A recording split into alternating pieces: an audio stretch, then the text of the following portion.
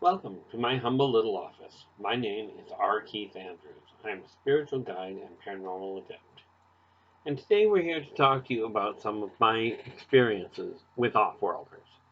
Now, I'm a regular guest on Spaced Out Radio the first Friday of every month from 9 p.m. to 11:30 p.m., where I talk to people about multiple races, multiple alien races or ancient races, their technologies, their drives, their motivations. This is all based on stuff I've personally been through. Now, I'm not here to convince you that I'm right or that I'm wrong or anything. That's up to you guys. This is just what I've gone through, and you get to figure out what to do with it. Now, in my opinion, frankly, my life is more like science fiction than anything else. But that being said, if you've listened to the show at all, you'll understand that one a little bit more. But I decided about a week ago, I think, I made the decision to start talking about some of this in the public venue. It seems to be very necessary at this point.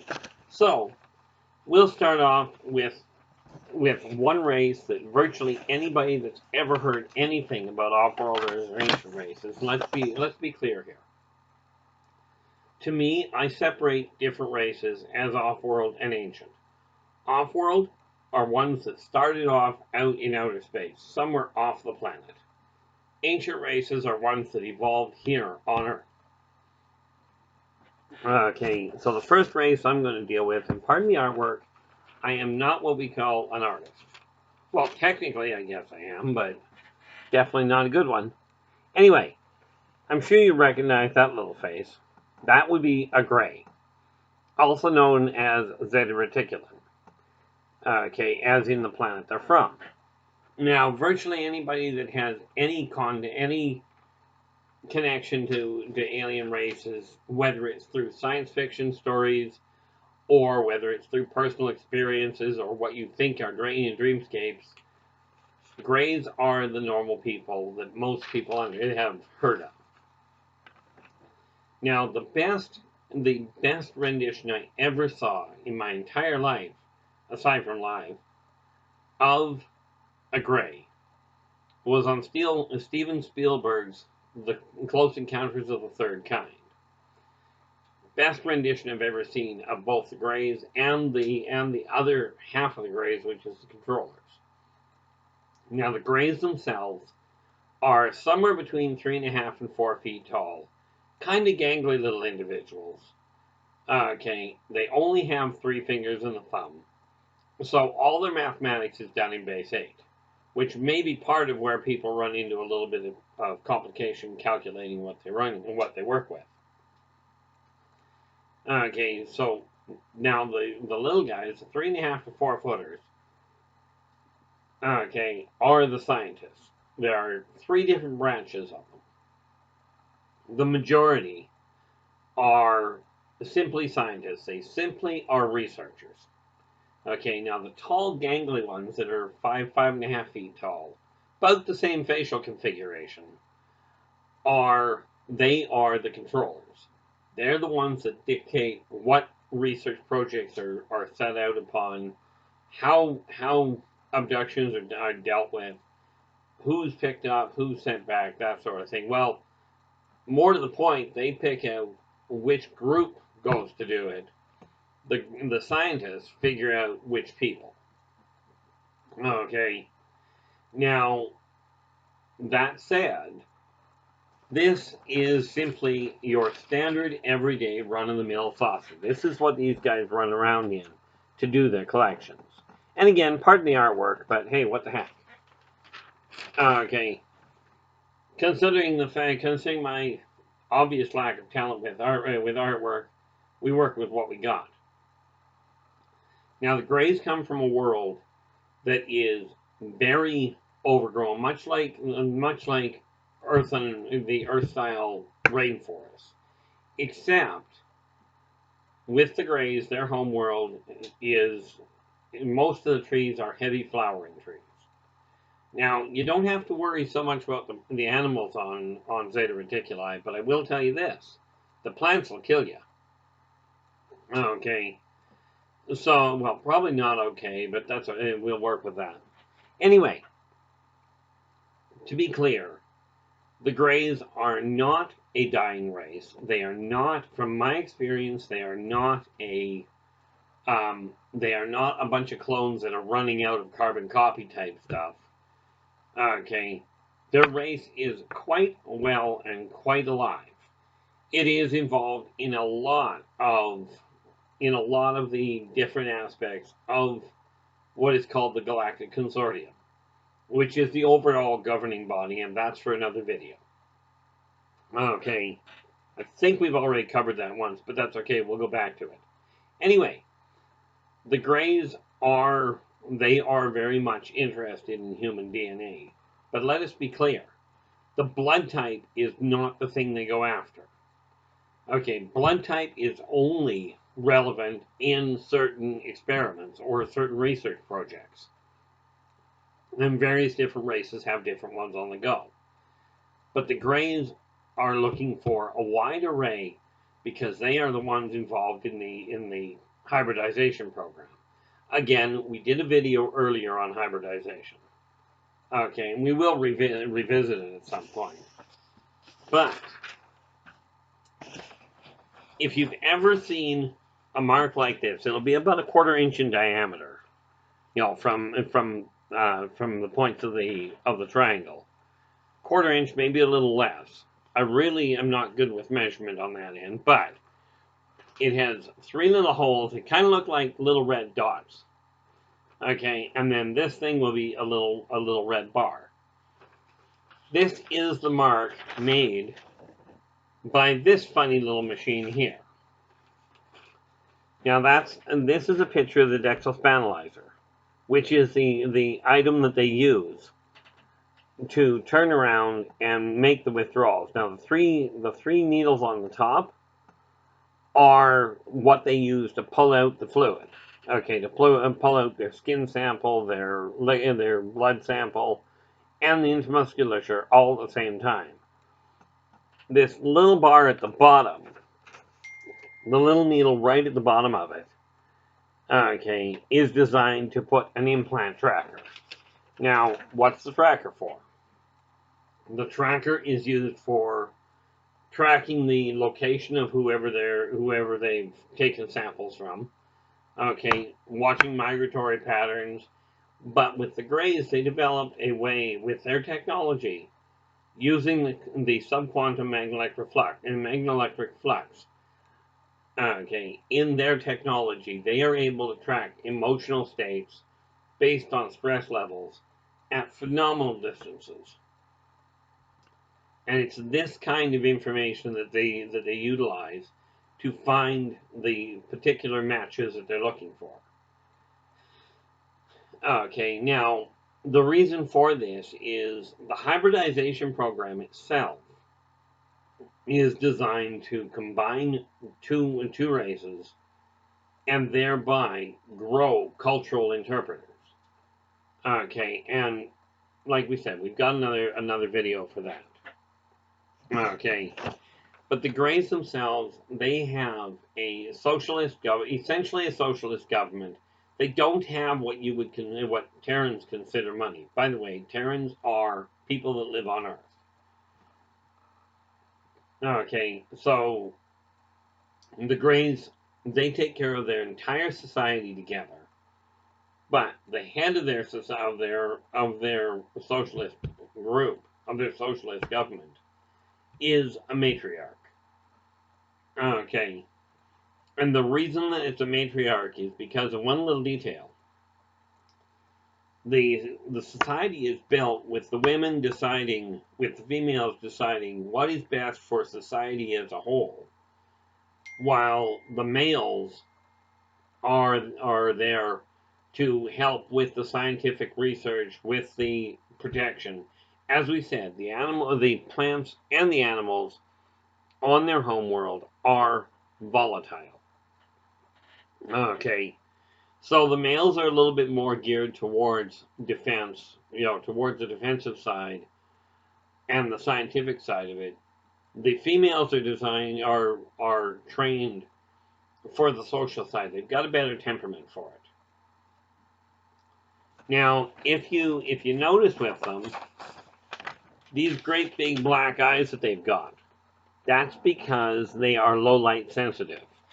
Because of the lack of lighting on their homeworld, they evolved to be able to see essentially at night as well as most people do in the daytime. Which brings the other point. Why is it so many people have dreams about owls or deer? Well, the reason being, the Greys do a mental overlay when they take somebody. Okay, when they abduct somebody, they try and put them back in the same place, much like human scientists do. When they pick up tigers or dolphins or whatever, they try and put them back roughly where they were. Okay, but because of the intensity of the gray eyes, people tend to get fixated on them. But what the Greys discovered was that humans seem to relax a little and get back on with their normal life if their dream was of an owl or of a deer. And the eye shape is about the right one for them. So that's why they do the overlay using that. Okay. Now, some people, when they're taken, as you can well imagine, because I don't know about you, but me, not personally happy with the whole idea of being abducted. Tried that, didn't go over very well. So what they do is some people get really agitated, really aggressive. Okay. And the Greys are just not built for physical combat. So they bring with them, usually on a collection crew, on a research trip, they will take 3 or 4 Nordics with them. The Nordic race look almost human. Okay, really tall, very blonde hair, often blue eyes, but that's a pigmentation thing based on their own race, and we will get to the Nords later. Okay, it's just that they are built very similar to the old Norse Vikings. Vikings, that's a good word. Understand, I do live broadcast, meaning when I tape this, I do not go over it and edit out any mistakes. What you see is what you get. Okay, so the information that I'm putting out here is just a little bit of what I've got. The rest of it I've got recorded at home. Okay. Now, and the only way to get that information is frankly by contacting me at one of the contact numbers below. And by all means, if you've got questions, ask. Okay.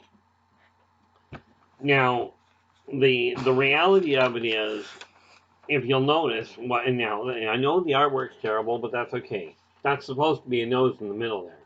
The reason it's so small is because they don't rely on their sense of smell. They need it for oxygen exchange, and the atmosphere there is a lot more humid than on Earth. It's very much like a southern, like the South Seas tropical forests.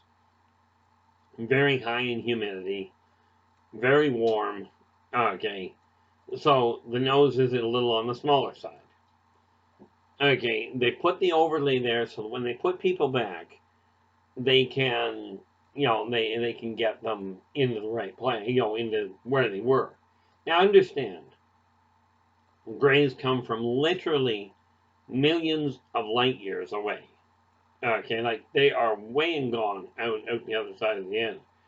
Okay, so they're used to dealing with very big numbers. Sometimes what'll happen, not very often, but sometimes what'll happen is they'll pick somebody up, they'll do their sample, and they'll put them back down. Most of the time they put them in the right place, but once in a while they'll put them in the wrong place. I've heard of a couple of cases where the people actually got put down in the wrong country with no passport and no idea how they got where they were. It doesn't happen often, but it does happen. Okay, now the other question I've been asked is why would the Greys, when they do an abduction, why would they put people in the same room and get them connected from different parts of the world so they meet each other up in space and then later run into each other on Earth? The reason is very simple. The Greys, when they're doing their research, they'll pick people up, they pull the information, they pull the DNA, they do the analysis, and if they find two people that are really, really compatible, okay, they will arrange to have them meet on the ship, give them the feel, leave them with the memories, whatever they put in. And like I said, there's usually an overlay. But the thing with humans is when there is a connection made, they will try and find each other. So what the Greys end up doing is they put them back in the hopes that when they do finally find each other, and it's usually only somewhere between 0.5% and 1% success of this happening, of the people actually connecting on Earth. Okay, but what you end up with is a beautiful specimen for abduction to work with a more refined strain for the hybridization program. They are not doing this out of malice. They are doing it because they are trying to grow cultural interpreters, people that understand the cultures of both the offering of both races, so that as they teach them to communicate, they can do so. Now, Greys prefer the outdoors, and of course on Earth it's a lot better than it is on their home because, well, the trees here don't try and beat you to death. Okay, although in all fairness, there are walking trees even on Earth. Okay, and again, that's another race that we will talk about at a future time. But when you're dealing with the Greys, if you've ever been outside, they make an interesting sound. Okay, they make a sound very similar to a clicking sound, but the click is actually done at the bottom of their throat. So it has a really funny quality to it. Okay, it will sound very, very different, very weird. Okay, some people have heard it and it's been identified. Okay, Greys have a phenomenal sense of humor. Okay, and I know that's something that few people talk about, but they really do have a real jolly side to them. Okay, no, not like the little elves, but that's another race that we'll deal with later. But the Greys themselves have an incredible mind and are interested in improving relations. Okay, have they made contact with humans? Centuries ago, they made contact with humans. Problem is that the Greys, because of the Galactic Consortium, the group of 2,500 plus member units, member races, and way more than that in planets. Trading technology, trading communicate or transportation technology, or weapons technology, they will not do with the human race. Okay, it's very much like people do not tend to hand big knives and big guns to little babies. You just don't do it. Okay, but so they have been in touch with governments over the years. Okay, and not just a specific government, so let's not have anybody worrying about whether one government has technology, the other ones don't. Okay, it may happen that way, but the reality is this. Virtually every government has contact with some alien race. Okay, so is there some technology that has trickled down? Certainly, mankind is brilliant where it comes to reverse engineering things. Okay, so they have absolutely replicated some of it. But are the Greys or any other race actually trading technologies? No. Okay. Was there a contract? Now, I cannot speak to contracts. I've been asked about it, but my understanding is there were contracts years ago, but it was not for terminating anybody. Now, there are races that will terminate people, that will take people without any go-ahead. Okay. But those are not government contracts. Like governments around the world, from the best of my understanding, do not turn around and hire aliens to remove people. They don't say, "Oh, you can have a dozen people, and we get a little computer." They just don't do it that way. Because the off-worlders won't do it that way. But the Greys are very talkative when you take the time to actually listen. Okay, but you gotta understand, they are used to thinking in terms of quantum magnetics. Humans are used to dealing with gravatics, and only the barest example of it.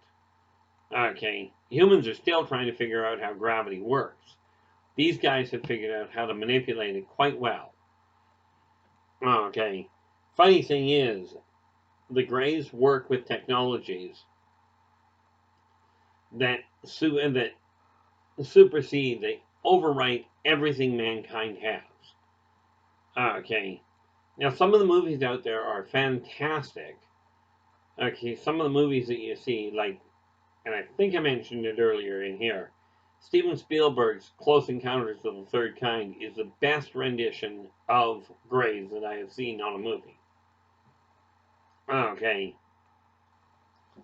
so overall, we are dealing with a race of people that are scientists. They are here to do a study of the evolution of this planet.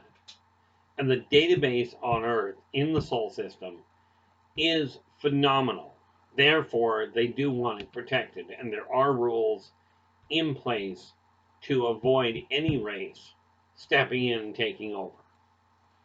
Okay, we'll get to the idea of whether or not anybody's setting up for conquest later.